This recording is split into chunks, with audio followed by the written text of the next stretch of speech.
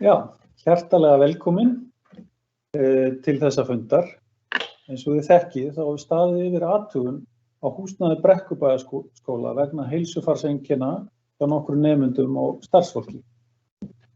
Markmið þessa fundar að við viljum kynna rannsókn Verkís sem var falið að gera ítarlega úttekt á öllu húsnæðinu í Brekkubæjarskóla.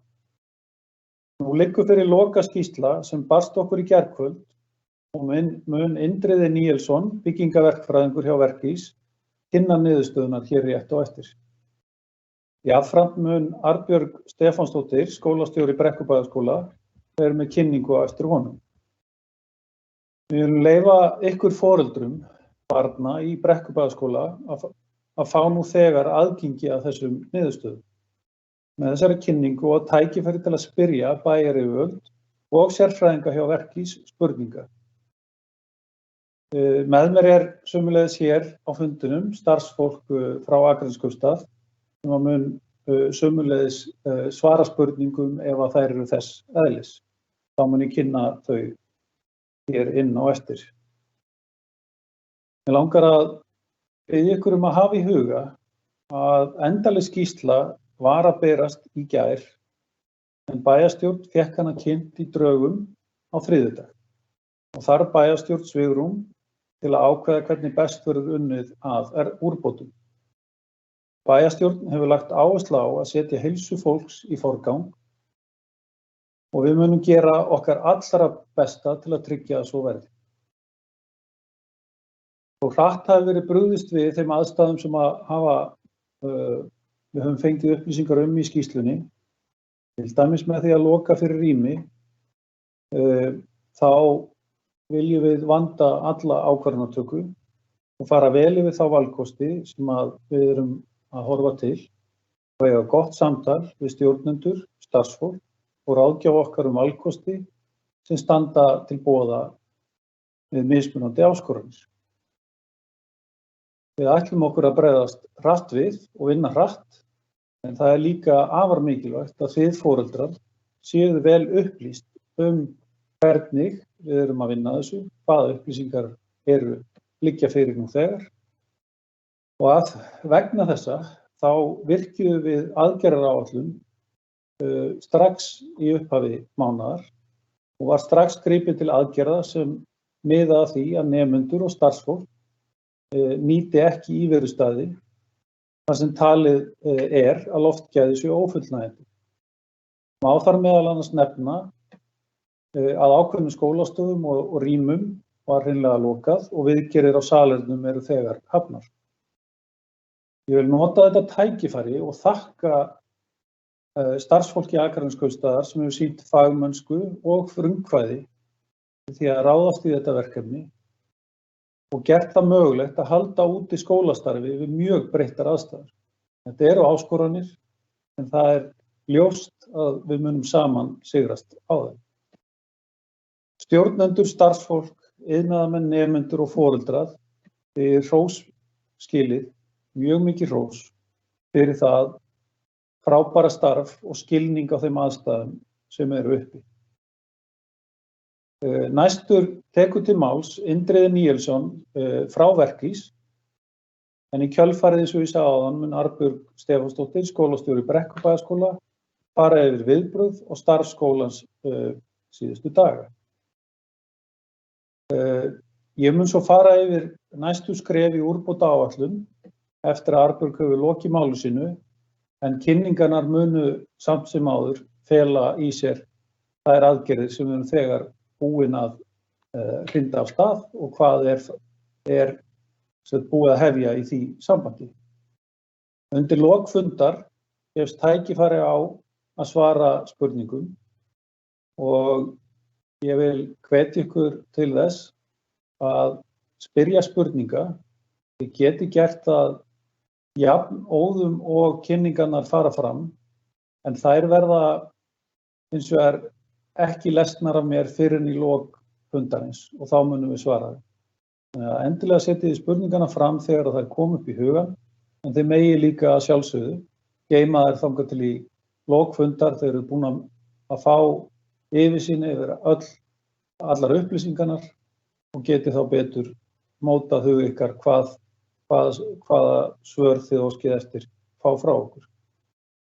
En þá komið að því að ég ætla að kynna inn Indriða Níelsson frá Verkís sem hefur reynst okkur afskaplega vel í því að anda vel til verka þegar kemur að því að ná utanum þau verkefni sem við erum að horfa núna á í Brekkubæjarskóla. Indriði, gjörðu svo vel. Sæll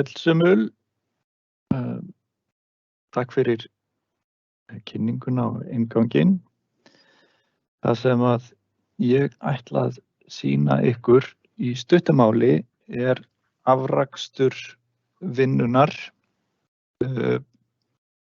sem að hefur farið fram hér fyrir Brekkubæjarskóla og þessi glærukynning bara stuttur úrdráttur. Heildarskýrslan, hana hægt að nálgast á vef Akraneskaupstaðar og rúmlega 80 síður, en þetta svona rétt til þess að kynna ykkur hvernig við vinnum og kynna ykkur hvernig niðurstöðurnar eru.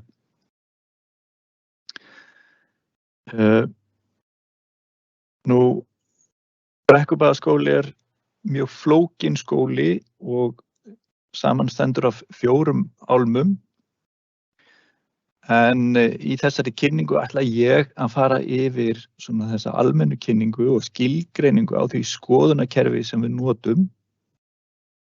Svo ætlum við í yfirferð og skýringu á þeim atriðum sem að Akraneskaupstaður fær til meðhöndlunar og svo fer ég yfir svona nokkrar niðurstöður og samantekt.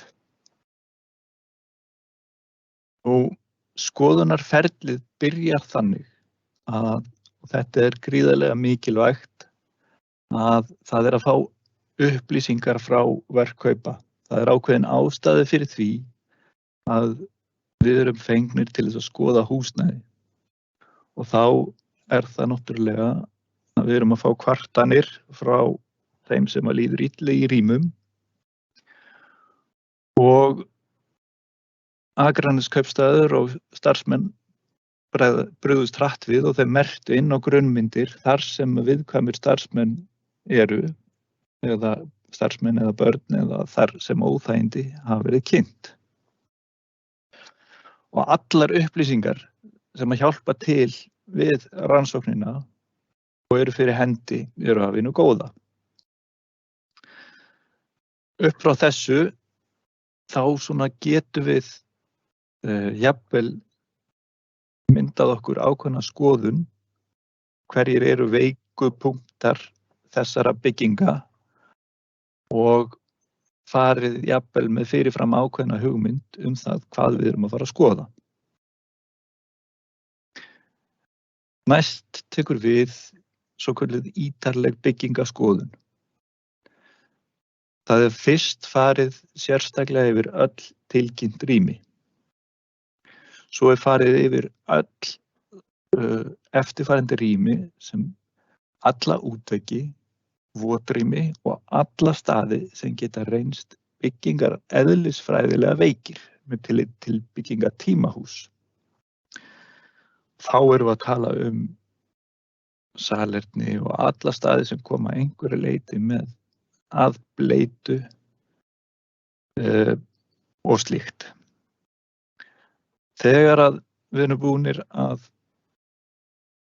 með þessa skoðun og við vitum aldrei hvað þessi skoðun tekur langan tíma. Við erum oft spurðir að því hvað tekur þetta langan tíma. Ef það lítið þá getur skoðun á svona húsi tekið 1 dag, en ef það mikið þá tekur hún marga daga. Þegar að við byrjum að skrifa skýrsluna og gangum húsið, þá vakna frekari spurningar oft hjá okkar og við óskum jafnvel eftir frekari opnunum og hugsanlega sýnatökum ef við erum að sjá eða okkur grunar eitthvað sem að við höfum ekki sérstakar skýringar á. Sýnatökur, við grípum til þeirra svona í undantekningatilvikum, en við viljum vekja á því að það er ekki þörf á því að taka sýni þar sem að við erum með sýnilega skemmt byggingarefni. Heldur er það reglan að það á bara hreinlega að fjarlægja skemmt byggingarefni. Sýnatökur eru notaðar þar sem vafi eða grunur vaknar skemmdir, en þær verða ekki staðfestar með öðrum hætti. Nú, ítarleg byggingaskoðun er fjórþætt. Í henni felst svokölluð ástandsgráða, afleiðingar skemmda, áhætta og forgangur aðgerða. Ástandsgráða, þetta er ákveðin staðall sem við eltum. Ástandsgráða fær þessar einkunnir frá 0 upp í 3 og ó ef að það er óþekkt. 0 þýðir í rauninni nýr byggingarhluti. Ástandsgráða 1 þýðir að byggingarhluti er í mjög góðu lagi. 2 er byggingarhluti sem þarfnast viðhalds. Það getur verið ýmiss konar viðhald. Það getur verið byggingarhluti sem er skemmdur vegna lélegs viðhalds. Það getur verið rangt viðhald sem er skemmt út frá sér. Eða viðgerðir mikilvægar án tillits til stærra samhengis hvers verkefnis. Svo höfum við ástandsgráðu 3 og þá erum við komin í endurnýjun eða stærri inngrip sem eru mjög alvarleg. Merkjum við oft inn ef að við höfum ekki upplýsingar ástandsgráðuna, hefðum hugsanlega ósk að sjá meira ákveðið atriði. Út frá ástandsgráðu þá fer hvert atriði og fær einkunn sem heitir afleiðing skemmda. Afleiðing skemmda heitir á bilinu 0 upp í 3. Og afleiðing skemmda er sem sagt engar litlar verulegar eða alvarlegar. Og ég vil minna að þetta er náttúrulega staðall sem að snýst ekki bara skólahúsnæði eða slíkt, en þetta gerir okkur kleift að við þurfum að horfa á ansi mörg atriði. En í svona byggingu þá vega öryggi og heilsa náttúrulega miklu þyngra heldur en orkunotkun eða afleiðingar vegna taps á nothæfi eða kostnaður. Við erum með allt aðra forgangsröðun, en þetta er einungis að hjálpa okkur að meta, gefa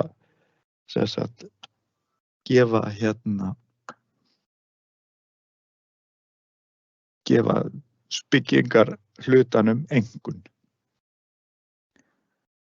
Næst fáum við svo forgang aðgerða.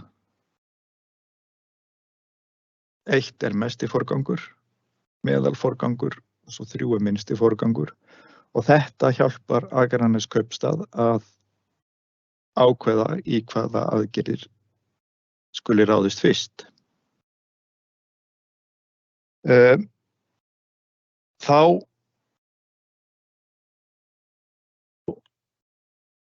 Þá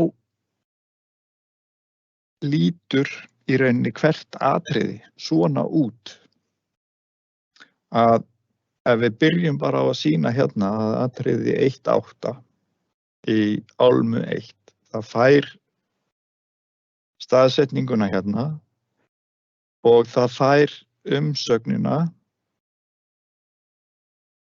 og greininguna og gráðuna ástandsgráða 2, afleiðingar skemmda eru 1, áhætta frekar lág, forgangur 2 og lýsingin nokkuð víðar eru lekir gluggar, gluggalistar lélegir og laus dúkur. Skipta þarf út fúnum gluggalistum yfirfara og mála þá sem eru heilir. Skipta þarf gúmmílista að innan og hugsanlega bora loftun í botnstykki eða hreins úr núverandi götu. Gera þarf við suðuþræði og góldúk og lagfæra skemmdir. Svona förum við yfir hverja einustu hæð, allar álmur og hérna erum við búin að merkja álmu 1 sem við erum að skoða. Þetta 3., 2. og 1. hæð. Og hérna sjáum við öll athugasemda atriðin okkar. Öll þessi atriði eru tíunduð í skýrslunni, en við förum náttúrulega ekki yfir þau hér. En með þennan lykil sem hann líka skýrður nánar út í skýrslunni, hann getið lesið nánar líka. Nú, samantekt álmu 1, það þarf almennt að yfirfara eftirfarandi. Opnanleg fög og glugga, bæða innan og utan. Þetta eru leka uppsprettur. Fyrir neðan og í kring eru suðuþræðir og góldúk sem eru gamlir og þar sem við erum með gamla suðuþræði þá erum við með vatnsálag í og undir góldúk og það viljum við ekki hafa. Almennt erum við að yfirfara frágang góldúk við veggi og dyr, frágang lagna sem ganga inn í veggi. Við erum með miklar rakaskemmdir á 1. hæð eða í kjallara og þar eigum við að loka rýmum sem að liggja að útök sunnan megin við stigagang. Þetta hefur þegar verið gert. Nú, hérna sjáum við annað dæmi álmu 1. Þetta mynd í kjallara, þar sem við erum með blautt upp á miðja veggi og rakamælirinn slær út. Hérna erum við komin í ástandsgráðu 3 og í forgang 1. Og þetta svæði sem búið að rýma í dag. Nú, álma 2, hérna sjáum við staðsetninguna á henni, hérna efst upp í vinstra horninu.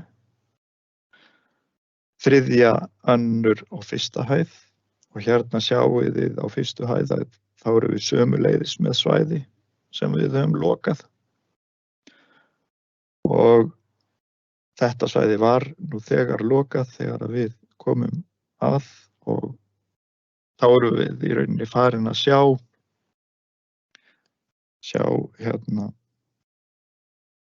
það að við erum hugsanlega í vandræðum með jarðvatn þarna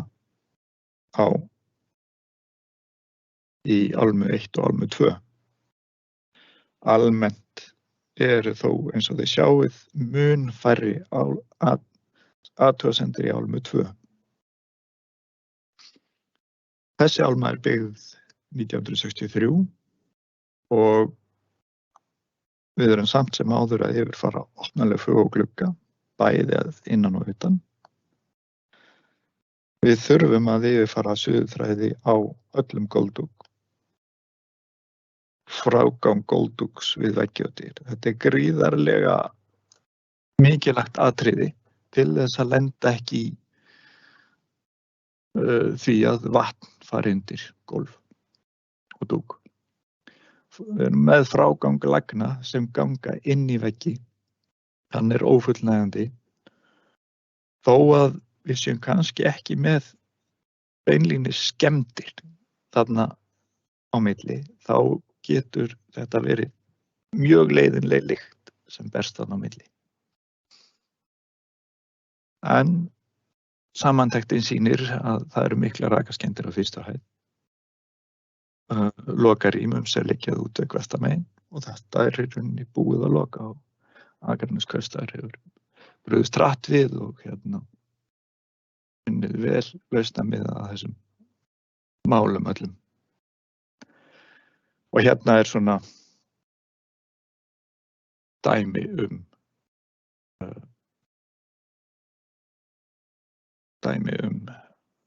atriði sem verið að fara yfir. Miklar útfellingar í vegg. Annað dæmi.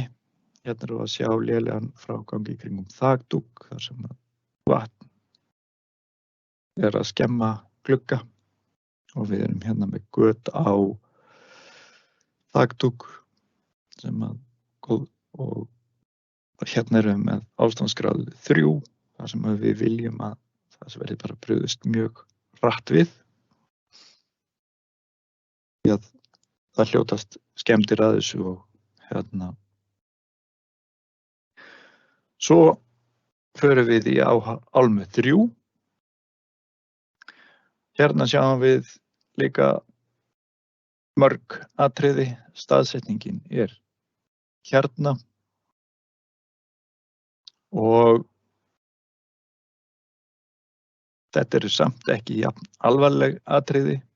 Við erum með þessi hefðbundnu opnanlegu fög innan og utan. Við erum með suðuþræðina.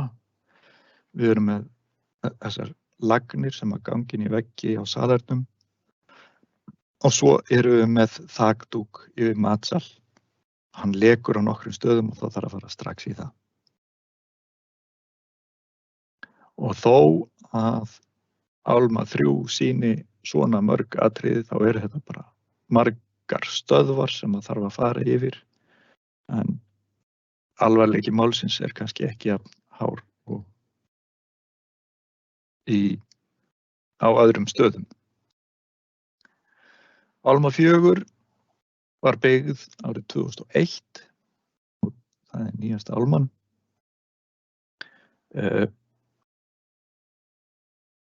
Hér niðurstaðan að það þarf að taka borplötur með vöskum inn í kennslustofu frá og laga og athuga hvort vatn hafi komist í sárið sem liggur upp að veggnum. Þær eru ekki varðar þeim megin frá. Þegar plötur eru settar upp aftur þarf að kíkta milli borplötu og veggjar þannig ekki komist vatn á milli. Taka þarf baðtæki niður og hreinsa eða endurnýja á bakvið. Þétta og kíkta á réttan hátt í framhaldi. Eru baðherbergi ekki flísalögð. Kíkta þarf í kringum öll göt á veggjum þar sem vatnslagnir og frárensli fer inn í veggi. Mygla á milli salerniskassa og salernisskálar á flestum baðherbergjum. Þetta þarf að taka í sundur, hreinsa og setja nýjar þéttingar.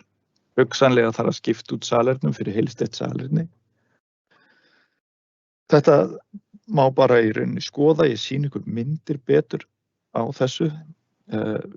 Þó ég segi mygla þá þetta í rauninni sama eðlis og svarta döggin sem að myndast í gluggasillanum hjá okkur á svefnherbergjunum. Ég sýni ykkur þetta bara aðeins og betur á eftir. Geti skýri þetta með mynd. Og það er að hreinsa loftræsistokka og lagfæra dúkasuði í kverkum. Einnig þarf að sjóða eða kíkta í kringum lagnir sem fari gegnum gólfdúk. Og þetta svona dæmi gert það sem gerist þegar að suðan horfin, að þá losnar gólfdúkurinn, hann harðnar og skríða alls konar lífverur undir. Þetta frekar einfalt verk. Það þarf allur harður laus skóldugur, það má fjarlæga hann, setja nýjan og fara suðuþráð. Og það einfalt að fylgjast með því og tryggja það að suðuþráður sé í lagi. Þetta eru inn á baðherbergjum. Hérna erum við með spónaplötur sem ekki æskilegt endanlegt yfirborð á baðherbergjum. Það þarf að festa handlögarnar betur. Þetta einfalt byrði af spónaplötu. Þá síga vaskarnir þegar að börnin lyfta sér aðeins. Og hérna sjáum við undir salerniskassan og þetta gæti nú verið heima hjá hverju og einu okkar þar sem að ef þetta ekki inn á þrifaplaninu, þetta nákvæmlega það sama gerist þegar það verður þétting inn í vaskassanum náttúrulega ískalt vatn og þegar að salerni eru notuð mikið þá kemur náttúrulega alltaf ískalt vatn, mikið af ísköldu vatni. Þannig að það verður mikil þétting þarna inni og þarna fyrir neðan og þarna sest því bara ryk og óhreinindi sem að aldrei þrifin í burtu af því að það sést ekki og þá fær þetta að vaxa svona í friði. Og þessi mygla, hún yfirleitt mjög bara hamingjusöm á sínum stað. Þarna hefur hún raka og allt til alls, þannig að hún ekki mikið að dreifa sér. En þetta náttúrulega óhugulegt að sjá þetta svona. Hérna á milli vatnskassa og salerniskálar gúmmíþétting. Þannig að ef að við ætluðum að fara að gera eitthvað sem að væri til að þrífa þetta, þá fæli það í sér að endurnýja gúmmíþéttinguna. Það hægt að þrífa salernin til bráðabirgða og halda á meðan það verið að ákveða hvað verði gert við þessi salerni verða tekinni sundur og gúmmíþétting endurnýjuð eða hvað verður gert. En það náttúrulega bara vinna sem algjörlega á forstigum þess að hefjast. En bara segja það aftur að þetta ekki óeðlilegt og fólk sem með svona salerniskassa frístandandi heima á sér ætti endilega að passa þetta að þéttingarnar og staðurinn undir salerniskassanum sé þrifinn. Þannig að svo förum við í utanhússkoðun. Að vísu eru allar hluti nema nýjasti hlutin klæddur, nýjasti hlutin svokallaðar samlokueiningar. En við höfum það niðurstöður að almennt þarf að yfirfara alla glugga og sérstaklega opnaleg fög. Það einhver tjón á klæðningu. Það þarf að bæta frágang á þakniðuföllum. Það merkt inn. Það þarf að fara yfir frágang á takadúk. Við þurfum að reyna að minnka vatnsálag og komast að raunum af hverju það sé svona mikið ennþá á þessum stöðum. Það þarf að skoða rakaástand á suður og vesturhlið almennt. Svo þarf að fara yfir frágang á þökum og skyggnum og sýnataka og frekari skoðun. Þriðji liður skoðunarinnar var svo að fara í opnun á ákveðnum stöðum. Þar sem að við vildum fá aðeins nánari svör. Auk þess komu frekari upplýsingar frá skólastjórnendunum kvartanir í ákveðnum rýmum.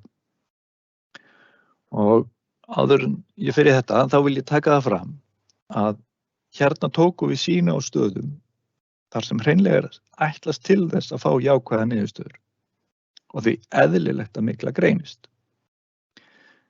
Hér er því verið að rökstyðja niðurstöðurnar, þar sem að verkist leggur almennt á til að skemmt byggingarefni sé bara fjarlægt án sýnatöku. Og við byrjuðum á þessari ítarlegu leit í stofu 310 og hérna er vaskur með léttu baki og beindist okkar grunur skemmdir mest að honum.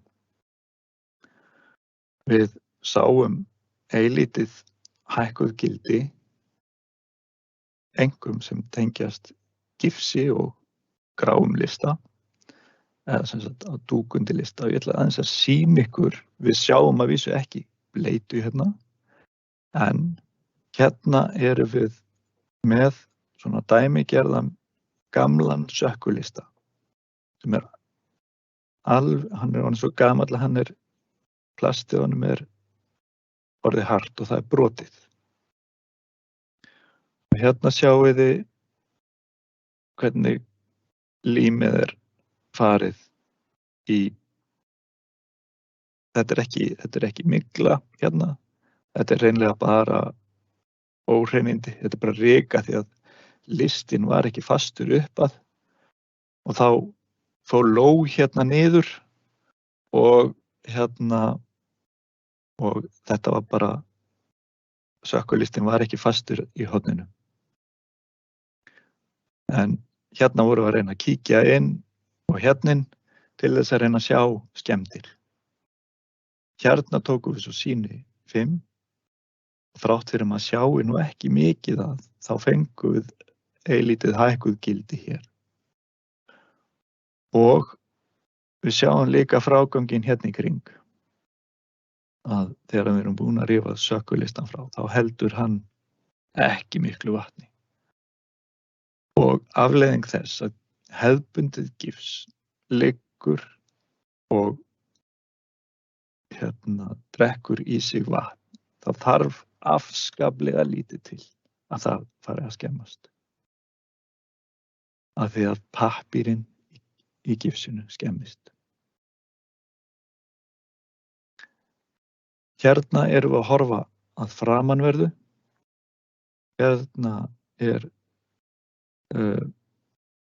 sem sagt krakkarnir að þurrka sér hendurnar og hérna hefur sökkulistin bara gefist upp og farið, neita að taka þátt í þessari vinnu lengur. Og hérna tók ég sýni á veggnum fyrir ofan. Hérna sjáum við dæmi gamlan leka og það sem gerist er að límið eyðist upp og dúkurinn harðnar og molnar. Og þetta er svona loka niðurstaðan. Þannig að þegar að vatn hefur komist örugglega fyrir 20 árum undir þennan gólfdúk þarna. Í stofu 311 kvartaði kennari undan lykt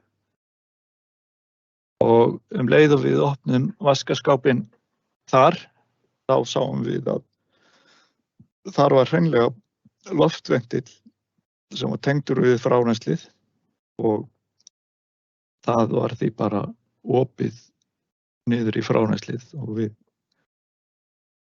sem hann alltaf bara framkallar vonda lykt. Þannig að þetta var ekki flókið verkefni að leysa.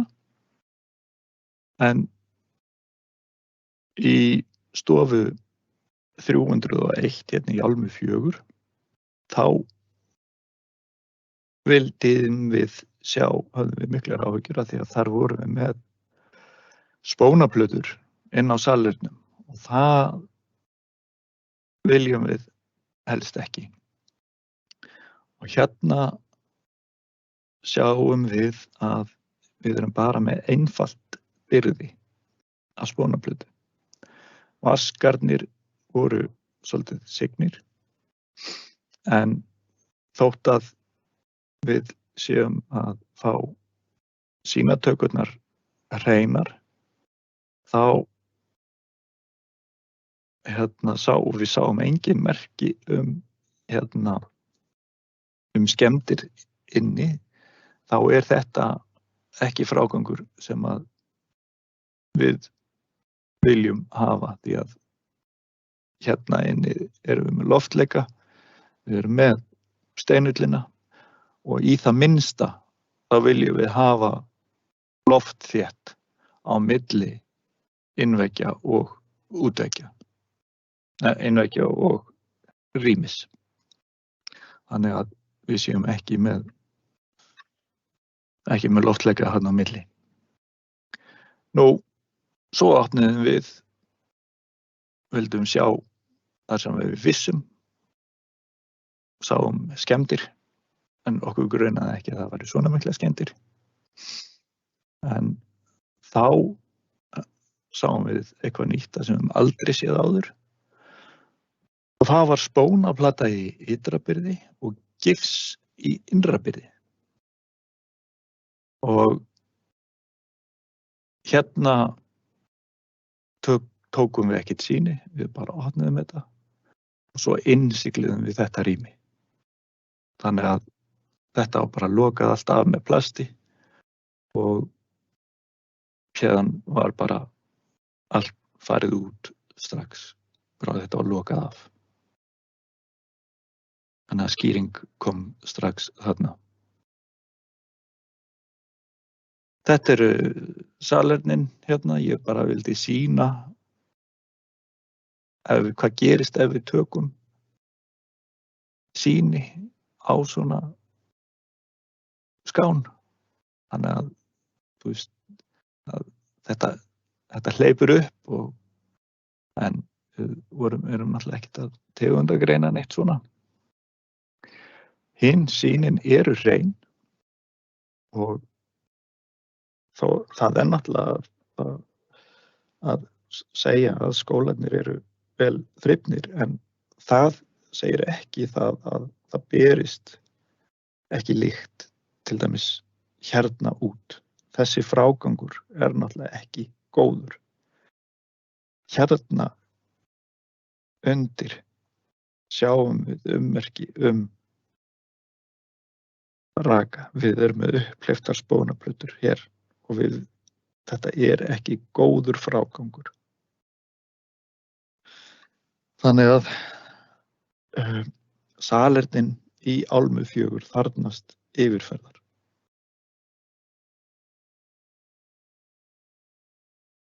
Nú, fyrstu aðgerðirnar, þær voru lokun í Álmu 1 í kjallara og það er hafið og það er unnið að því að finna raka uppsprettuna. Nú, svo þarf að fara í viðgerðir eða endurnýjun á salernu í Álmu 4. Forgangsröðunin er eftir sýnilegum skemmdum og kvörtunum. Það er náttúrulega að þeir nemendur sem hafa kvartað, þar verður að bregðast fyrst við. Til þess að það kennsla raskist ekki, þá má innsigla eina stofu í einu og flytja allt efni og mannskap út á einum glugga með spjóti. Þannig að það verði ein stofa tekin fyrir einu eða þetta verður náttúrulega að vinna með Akranes kaupstaði. Nú, þetta er svona það sem ég vildi segja við ykkur í bíli, svo bara fáið að spyrja mig eftir.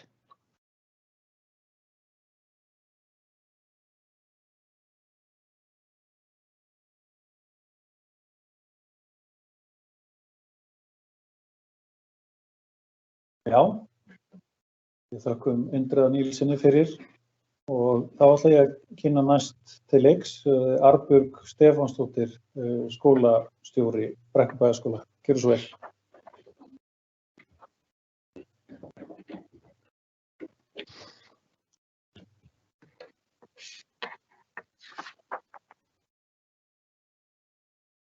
Komið sæl. Gaman að sjá ykkur. Það verið meira gaman að hafa ykkur á staðnum. En ég ætla bara að takka Indriði fyrir góða kynningu og ég ætla bara rétt að segja ykkur frá þeim viðbrögðum sem við höfum farið yfir í Brekkubæjarskóla síðan að fyrstu niðurstöður bárust.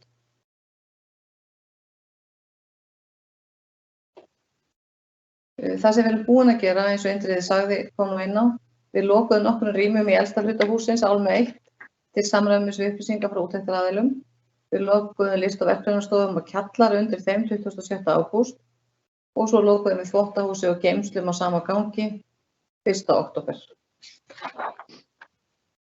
Það sem að fyrsta hæðin ekki svona hefðbundnar, ekki bekkjarstofur, sem nú heppilegt núna, að þá eru list- og verkefnarnar okkar, þær lenda verst í þessu og það var svona verið á hrakhólum undanfarið, en það sem gerist núna í framhaldinu að textílkennslan flyst í stofu á annarri hæð eftir vetrarfrí. Myndmennt verður áfram kennd í bekkjarstofum og meðan þessar kringumstæður eru þá verður ekki hefðbundin smíðakennsla. En í staðinn þá kennum við forritun og nýsköpun og það verða keyptir 15 iPadar fyrir þá kennslu.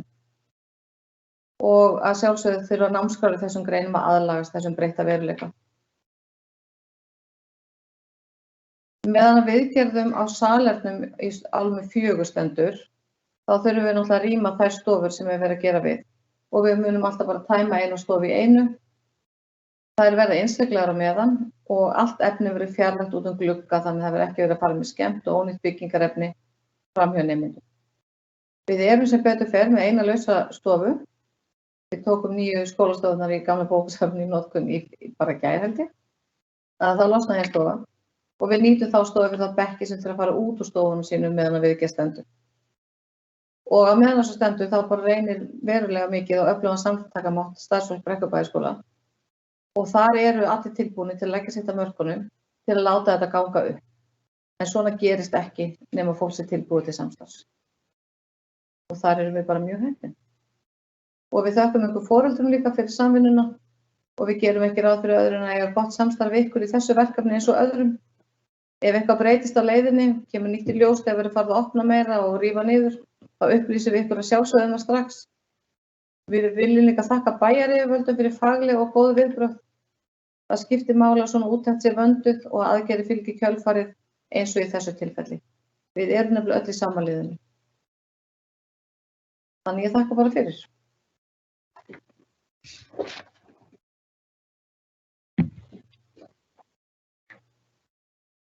Já, kæra þakki fyrir þetta, Arnbjörg.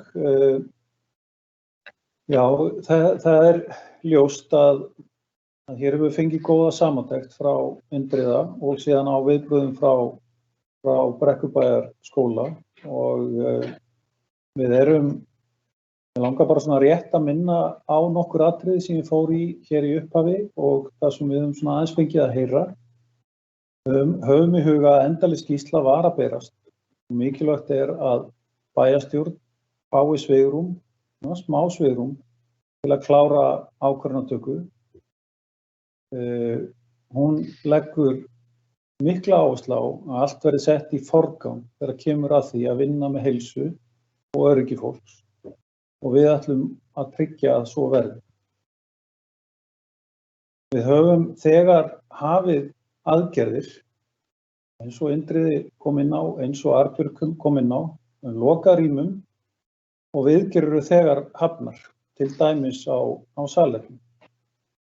Og nú er næsta skref að meta valkosti og kostnaðarmeta þá og svo mun verður svona rætt á fundi bæjarráðs hvaða ákvarðanir við tökum, en þar er fjármagnið, en ég veit af miklum vilja oddvita í bæjarstjórn og sem sitji í bæjarráði að þar verða ákvarðanir teknar að festu. Mig langar að minnast á að því við höfum komið aðeins inn á salernismálin og hvort það ætti að gera við eða hreinsa eða slíkt. En það er búið að taka ákvörðun að það verður keypt nýtt. Ný salerni verða keypt inn, þannig að við viljum tryggja það að þau verði öll endurnýjuð. Aðalmálið þegar við erum að horfa til valkosta að ítreka það að það verður tryggt að börn, þess að nemendur okkar og starfsfólk starfi í umhverfi þar sem talið er öruggt og við munum bæta úr loftgæðum þar sem að þeim er ábótavant. Öryggi og heilsa skiptir öllu máli. Og við munum leggja okkur fram við að hafa alla upplýsingagjöf og framvindu skýra og við munum birta öll þau gögn sem við höfum fengið. Við munum setja þessa kynningu sem að núna stendur yfir á vef Akraneskaupstaðar. Glærukynning Indriða verður þar og sömuleiðis kynning Arnbjargar. Og svo verður úttektarskýrsla Verkís, sem eru allar þessar 8-10 síður, held ég að séu orðnar, sömuleiðis aðgengilegar núna strax á fundinum lýkur. Svo langar mig bara að taka undir orð Arnbjargar hér rétt áðan. Við erum öll í sama liðinu og við ætlum að leysa þetta saman. En núna treysti ég því að einhverjir hafi haft tíma til þess að setja fram spurningar.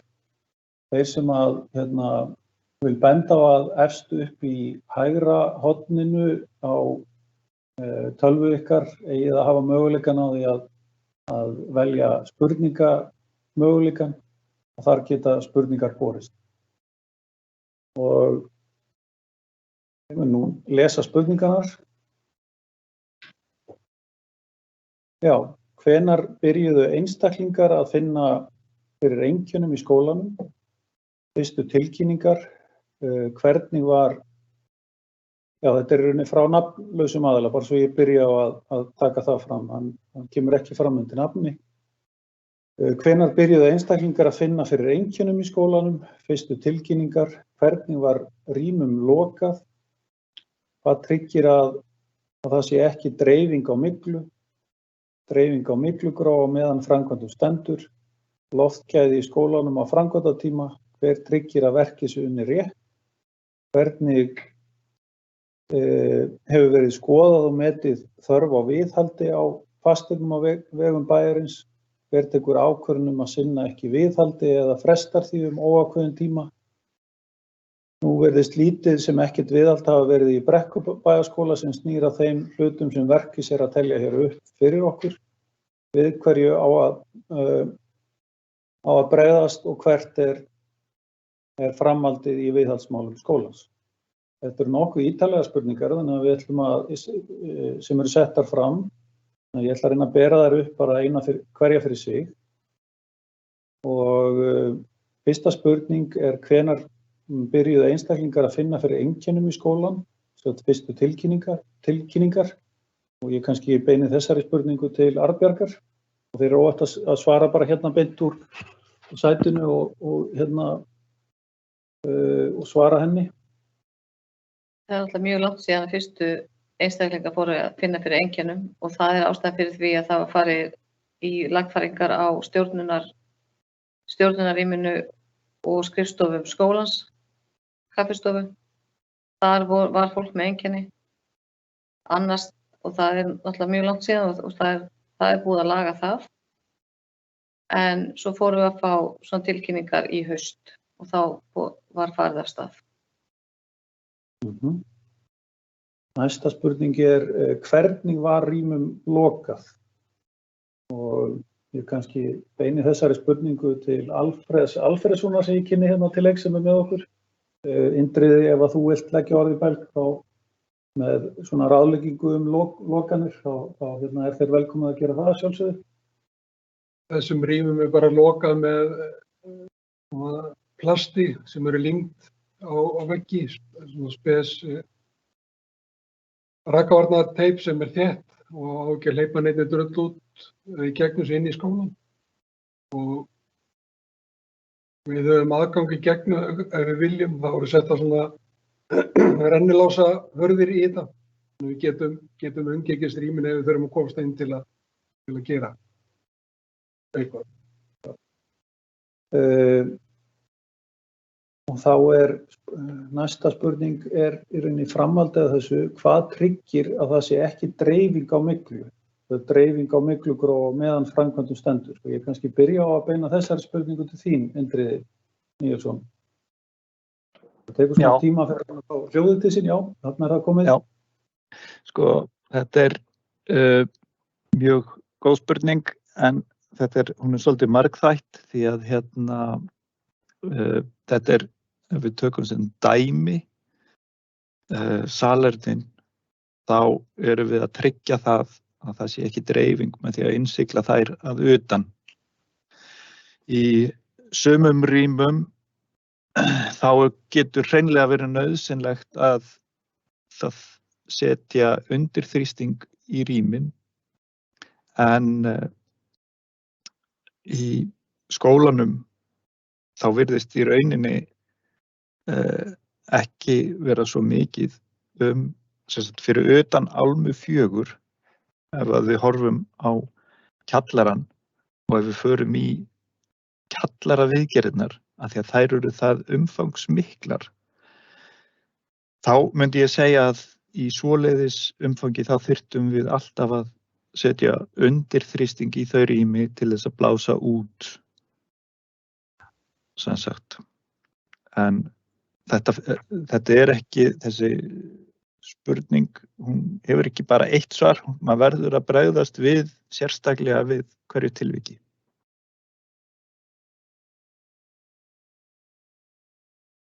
Já, þá næsta spurning frá sama aðila, loftgæði í skólanum á framkvæmdatíma, hver tryggir að verkið sé unnið rétt? Og þarna get ég upplýst að við erum auðvitað með okkar fagfólk, en við höfum verið með Indriða Níelsson sem hefur verið að ráðleggja okkur hvernig við höfum að vinna með þetta og hans starfsfólk, og þau verða áfram með okkur til þess að tryggja að þær aðgerðir sem við förum út í séu í takt við þær ráðleggingar sem að þeir koma með, og í rauninni í þessari lengri úttektarskýrslu sem að verður aðgengileg rétt og eftir, en hann fór í rauninni yfir öll þau alvarlegri atvik sem við erum að horfa í, og við ætlum að tryggja að þetta verði gert rétt með þessum hætti. Mér langar aðeins að spyrja ykkur, Alfreð og Indriði, eitthvað sem þið viljið bæta við þetta svar? Nei, Indriði, eitthvað sem þú telur mikilvægt að bæta við þetta svar? Nei, þetta bara samvinna, og eins og þegar það sem líka gríðarlega mikilvægt og það sem ég hef kynnst að iðnaðarmönnunum þarna sem ég hef hitt þarna upp á Akranesi, að þeir eru virkilega vandaðir strákar sem að ég hef að minnsta kosti hitt og unni með þarna, bara hrósa þeim. Já, næsta spurning hver hefur skoðað og metið þörf á viðhaldi á fasteignum á vegum bæjarins og hver tekur ákvörðun að sinna ekki viðhaldi eða frestar því óákveðinn tíma? Og varðandi svona fyrri hlutan af spurningunni, hver hefur skoðað og metið þörf á viðhaldi, þá langar mig, og svo hver tekur ákvörðun að sinna ekki viðhaldi eða frestar því óákveðinn tíma, þá langar mig að byrja aðeins á henni. Því að það í rauninni viðurkennt að við hjá Akraneskaupstað höfum ekki verið að sinna viðhaldi á fasteignum bæjarins nægilega vel, og við verðum bara að horfast í augu við það. Skýringin á því má sækja nokkuð mörg ár aftur í tíma, og svona þær skýringar sem að ég hef sótt liggja að mestu leyti í því að hér var verið að spara árin eftir hrun, og það einfaldlega sparnaður sem að við getum ekki leyft okkur lengur að horfast í augu við. Bæjaryfirvöld hafa verið að horfast í augu við það með mjög skýrum hætti að við verðum að setja meira fjármagn í viðhald, og það hefur verið gert undanfarin ár. Hvernig við metum í rauninni síðan þetta viðhald, þá hefur starfsfólk okkar lagt út í mjög ítarlega greiningu á þörf fyrir viðhald á öllum fasteignum bæjarins og unnið afskaplega góða vinnu sem að gefur okkur sýnileika og gróft kostnaðarmat á því hvernig við förum í verkefni. Síðan erum við núna í sérstakri úttekt með Verkís sem að kemur í rauninni ofan í þetta allt saman sem að snertir allar stofnanir bæjarins og eins og þið þekkið til þá höfum við verið að bregðast við á fleiri stöðum í Grundaskóla, hjá skrifstofum bæjarins og núna Brekkubæjarskóla og við erum svona bara að vinna okkur faglega í gegnum allar stofnanir bæjarins. Þessi samantekt eða úttekt, hún kemur í rauninni til viðbótar við þá viðhaldsgreiningu sem að starfsmenn hafa unnið núna á undanförnum árum og eru rauninni að mynda þetta viðhaldsáætlun bæjarins næstu árin. En svo auðvitað við fáum niðurstöður sem á einhvern hátt ógna öryggi og heilsu fólks eða umkvartanir sem að benda til slíks, þá setjum við það í forgang og ýtum því fremst í röðina. Mér langar aðeins að bara svo að þetta sé ekki einungis ég sem að svara þessari spurningu, eitthvað Alfreð eða Indriði sem að þið teljið mikilvægt að koma framfæri í þessu? Ekki nema bara í framhaldi þess að þú ert að tala þessari sem við höfum verið að skoða. Þá höfum við gert erum alltaf með vakandi 5 ára plan í viðhaldsþörf og við höfum praktíserað það og þetta í kringum 800 milljónir það sem við erum að meta sem við þurfum fyrir utan þessa skýrslu sem kemur svo núna frá Indriða. Og þetta alveg opið fyrir allri pólitík og allir sjá þetta skjal sem við erum með virt allt árið. Já, nú virðist lítið sem ekkert viðhald hafa verið á Brekkubæjarskóla sem snýr á þeim hlutum sem Verkís að telja upp hér fyrir okkur. Við hverju á að bregðast og hvert framhaldið í viðhaldsmálum skólans. Þarna vil ég að vísa til þess að það mikill vilji og bara fyrirætlun bæjaryfirvalda að taka þessi mál að festu. Þannig að það verður ekkert skilið eftir í því að tryggja að þetta verði viðunandi til framtíðar. Þá erum við komin í gegnum spurningu frá fyrsta aðila. Næsta spurning einnig berst nafnlaust. Hvernig verður fyrirbyggt að viðhaldi verður með þeim hætti að ekki komi upp þessi staða aftur? Og Indriði, ég held að þú fáir nú bara kaleikin í að svara þessu. Þú ert sérfræðingurinn. Það gott að þú leyfir bara fólki að heyra hvernig þetta tryggt. Já, við erum náttúrulega að með þessar byggingar og þessa gömlu byggingarhefð og við erum að berjast við ákveðna byggingareðlisfræði. Svo verðum við líka að horfa til þess að sumt eðlilegt, að það eðlilegt að það þurfi að endurnýja salerni á kannski 20 ára fresti, en það í rauninni hefur ekki verið gert. Við erum með kannski mun eldri salerni og nýjustu salernin í Brekkubæjarskóla sem eru 20 ára gömul. En svo erum við með flísalögð salerni sem eru eldri í Brekkubæjarskóla sem eru í miklu betra ástandi. En það mjög einfalt að ef að svona ákveðnir staðlar eru notaðir að ganga í gegnum húsnæði til þess að fylgjast með og nota svona viðhaldslykil og fylgjast með ástandi húsnæðis. og eins og allir vita þá viðhald sem að verður í rauninni framkvæmt áður en skemmdir verða, þá það ávallt hagkvæmara heldur en hitt. Hvernig svo sem að það verður aldrei fyrirbyggt að skemmdir verði, en ég vil halda því fram að bara þetta að vera í þessari aðstöðu í dag verði til hreinlega vitneskja hjá Akraneskaupstað að í þessum vandamálum þá muni Akraneskaupstaður ekki lenda í þessu aftur. Ég held að það sé eiginlega svona.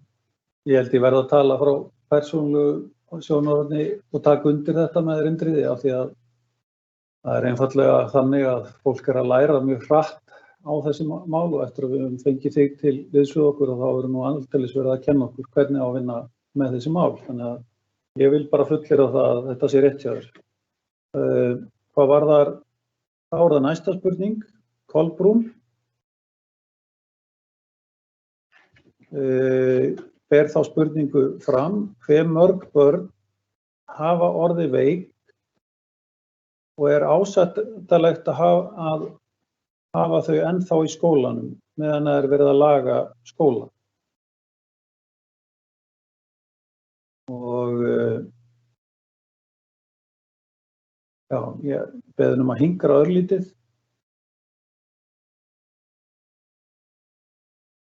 Arnbjörg, af því að þú varst aðeins á ferðinni hérna, þá ætla ég að bera bara spurningunum upp aftur. Já, hve mörg börn hafa orðið veik og ásættanlegt að hafa þau ennþá í skólanum meðan það verið að laga skóla. Við vitum 2 börn sem hafa sýnt mjög alvarleg einkenni sem eru talin tengjast þessu. Og við bara vitum ekki hvort það er í lagi að hafa þau í skólanum meðan það er að gera við eða ekki, og við verðum bara að ráðfæra okkur við Indriða með það og hugsanlega bara lækni.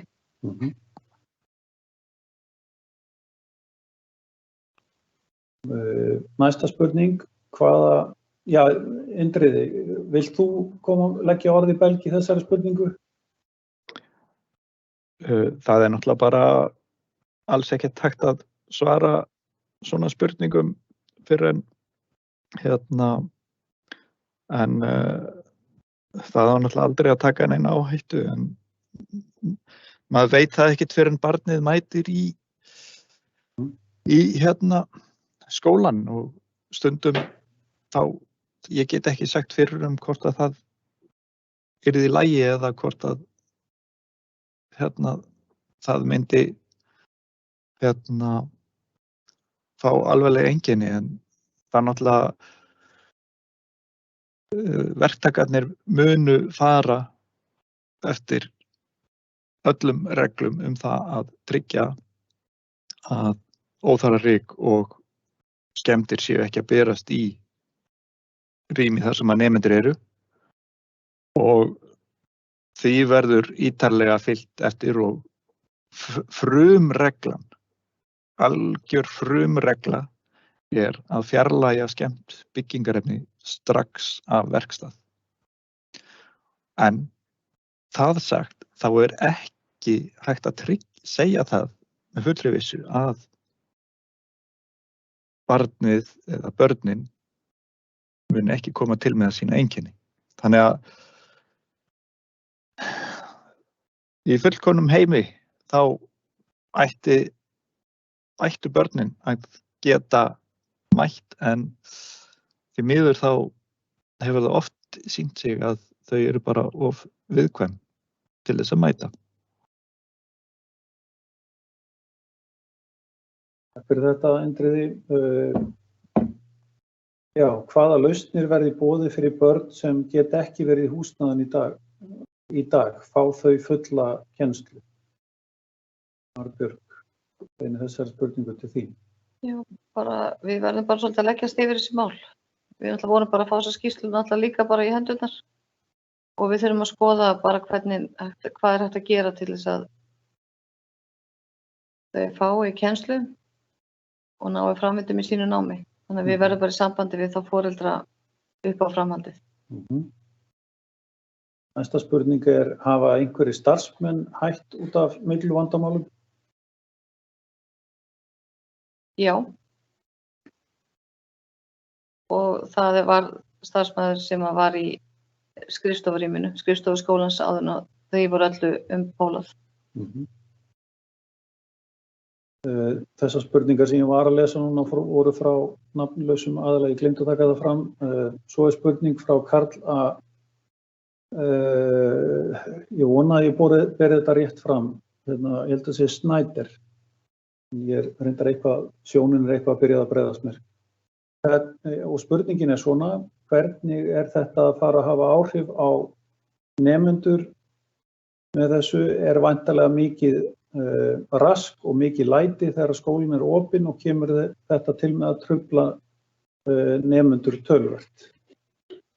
Og mér langar kannski að byrja á því að biðja þig, Indriða, að koma með svör við þessu og svo Alfreð, þú kannski bætir við það sem mögulega geti vantað upp á hjá Indriða. Já, sko það verður náttúrulega reynt að hávaðasamasta vinnan, hún fer fram þegar utan reglubundins skólatíma. Fullt af þessari vinnu verður óhjákvæmilega, það er smíðavinna og þetta er, við vitum það líka að þessi vinna er spennandi.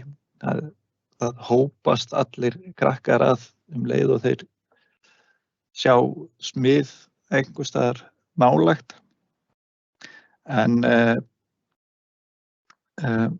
þetta truflar alltaf, en það er verið að reyna að halda því í lágmarki og þarna kemur náttúrulega er líka til kasta að fá hjálp frá kennurum og Brekkubæjarskóla að við reynum að taka tillit til hvors annars og sem dæmi má nefna að í New York þá hafa svona skóla framkvæmdir á skólahúsnæði, þá fara þær eingöngu fram á næturnar. En við lifum náttúrulega bara í öðrum heimi hér, sko, en og annarri vinnulöggjöf, en það mun náttúrulega hávaðasömar framkvæmdir, þar verður að þær fara ekki fram á skólatíma. Það verður að taka tillit til þess. Ef ég mætti kannski aðeins bæta við. Já, sjálfsögðu. Að nemendur Brekkubæjarskóla eru svo sem orðnir hoknir af reynslu að vera með iðnaðarmenn í húsinu og framkvæmdir á meðan á skóla stendur. Og það hefur í yfir 90% tilfella tekist að hafa það þannig að hávaðasömu framkvæmdirnar séu eftir að skóla lýkur. En það er bara þannig að nemendur Brekkubæjarskóla þeir líti ekki eins og upp, þá komið 2 iðnaðarmenn inn í stofuna þeirra. Þannig að þau eru bara orðið mjög vön og iðnaðarmennir sem hafa verið að vinna fyrir okkur hafa verið mjög tillitssamir við nemendur og borið virðingu fyrir því starfi sem er innan skólans. Eitthvað sem þú vilt bæta við? Nei. Já. Þá er það frá nafnlaus aðili aftur, binda menn vonir við að vinnubrögðin hjá okkur verði ekki eins og í Fossvogsskóla, þar sem Verkís kom einnig að skýrslugerð, komu þeir ekki að eftirliti. Og við vonumst til þess að það er aðgerðir sem við erum að fara út í muni tryggja heilsu og öryggi alla þeirra sem eru í skólan. Indriði, þarna er verið að minnast aðeins á Verkís í tengslu við Fossvogsskóla, kannski ég get gefið þér færi á því að svara því sem að því snýr. Já, ég veit ekki hvað ég búinn að leiðrétta þetta oft og en við komum að skýrslugerðina en við sinntum ekki eftirliti því að Reykjavíkurborg var með eftirlitið og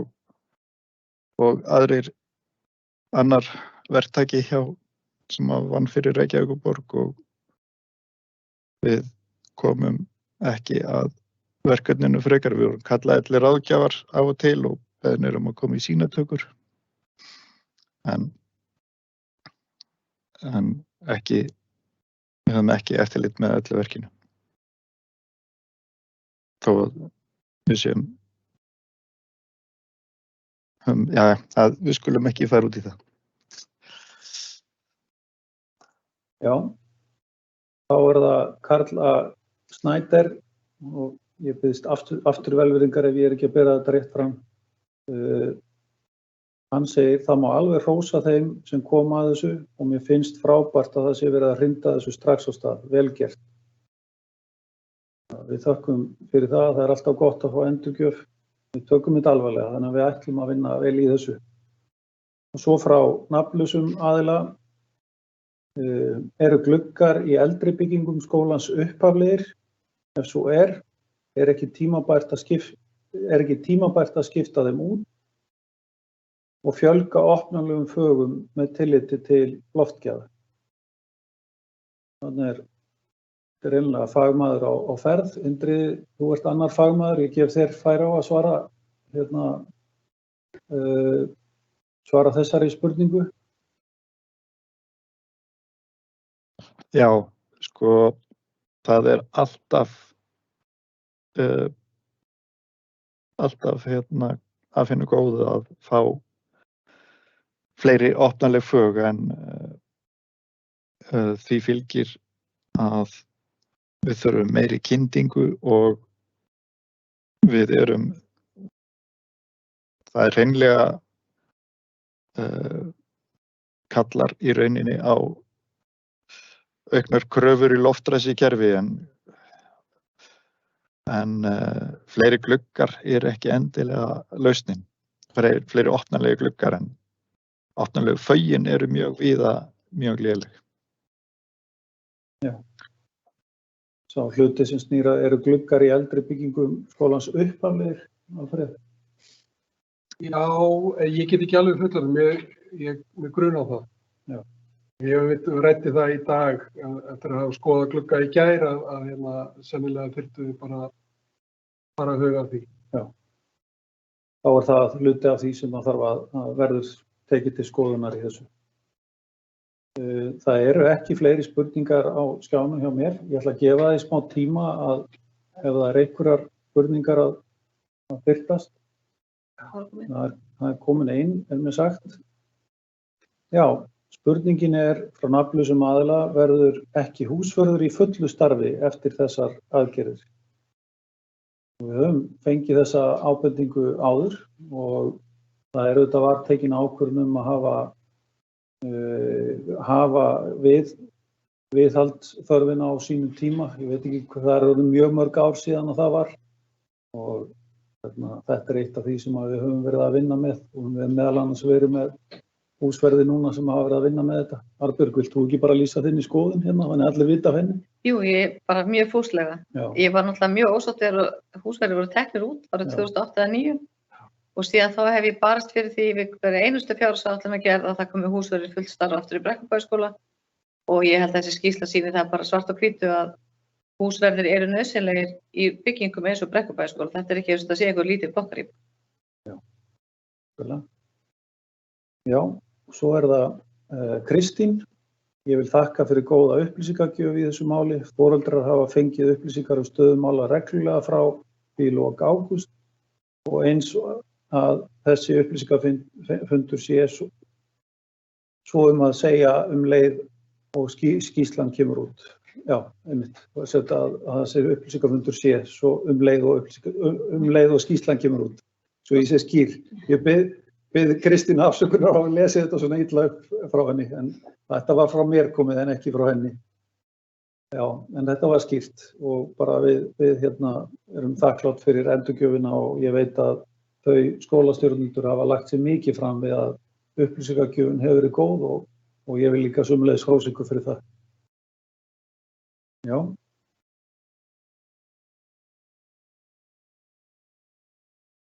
Eru fleiri spurningar? Gefum þessu smá tíma.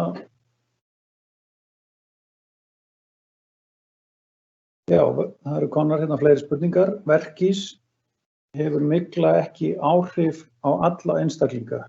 Byggist upp óþol fyrir myglu í öllum einstaklingum. Og það beint til þín, Indriði. Já, sæl. Mygla hefur í rauninni áhrif eða sem sagt, það talað að hafa ofnæmi fyrir myglu og það 4% af skandinavíska kynstofnunum sem talið hafa ofnæmi fyrir myglu. Það svipað og hefur ofnæmi fyrir pelsdýrum, köttum og slíku, en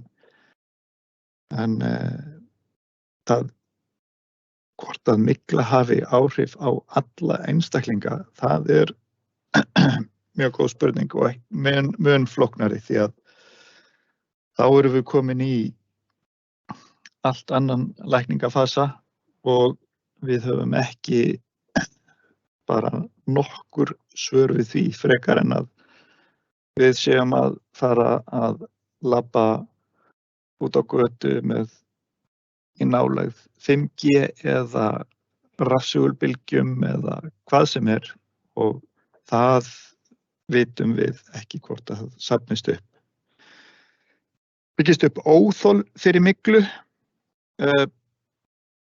Það þetta við getum byggt upp óþol fyrir myglu og það gerist þannig að líkaminn hreinlega hættir að ráða við það og það þá oftast þannig að hann smám saman gefst upp og en þetta oft háð mörgum öðrum samverkandi þáttum og þannig að það ekki hægt að það svo sem erfitt að tala þetta sem alhæfa þetta en það sem sagt möguleiki að það byggist upp óþol fyrir myglu en ekki í öllum einstaklingum.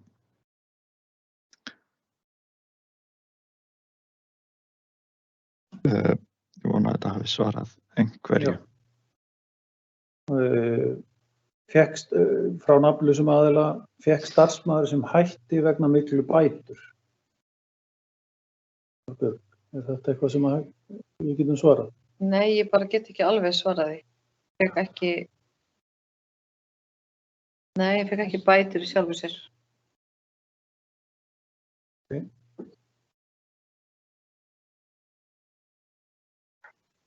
Ég ekki með fleiri spurningar á skjánum hjá mér. Ég ætla að gefa þessu örfáar sekúndur. Það getur verið að einhver sé að skrifa og þannig að því sé gefið tóm. Það áttu nokkrar sekúndur. Gefið þessu 15 sekúndur eða svo í viðbútt.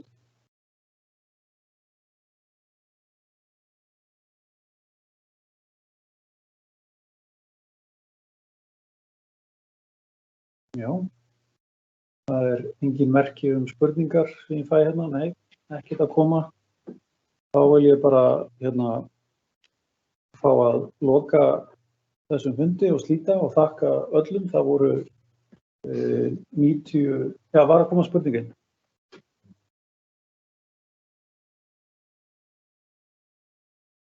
Var að koma spurningin, já.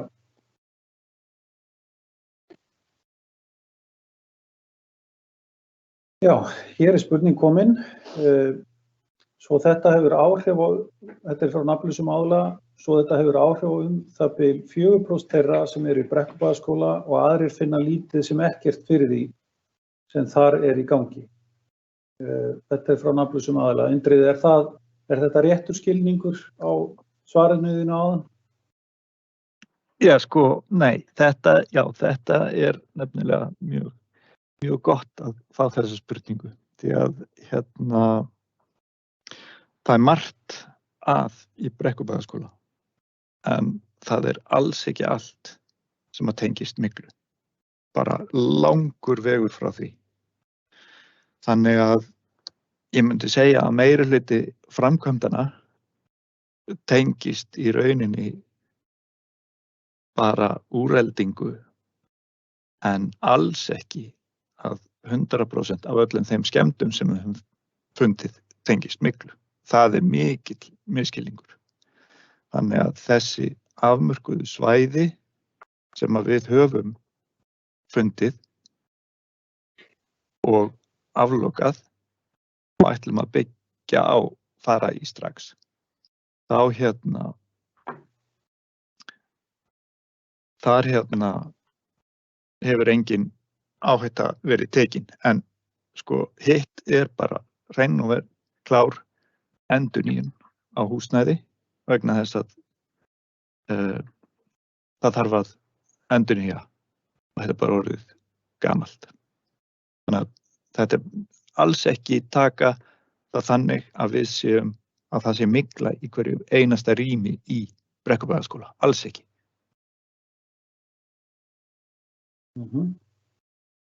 Takk fyrir að skýra þetta vel fyrir fólki. Þá það Magnús Guðmundsson. Við þökkum fyrir afskaplega fagleg vinnubrögð og viðbrögð í þessu viðkoma viðfangsefni og Arnbjörg og skólastjórnendur eiga miklar þakkir skyldar fyrir góða upplýsingagjöf. Ég vil bara taka undir það, og að því að við höfum nú verið að gefa þessu góðan tíma að spurningar koma og það engin merki spurningu, þá ætla ég hér með að slíta þessum fundi með þeim orðum að við erum öll í sama liðinu eins og Arnbjörg myndi okkur á. Takk fyrir í kvöld.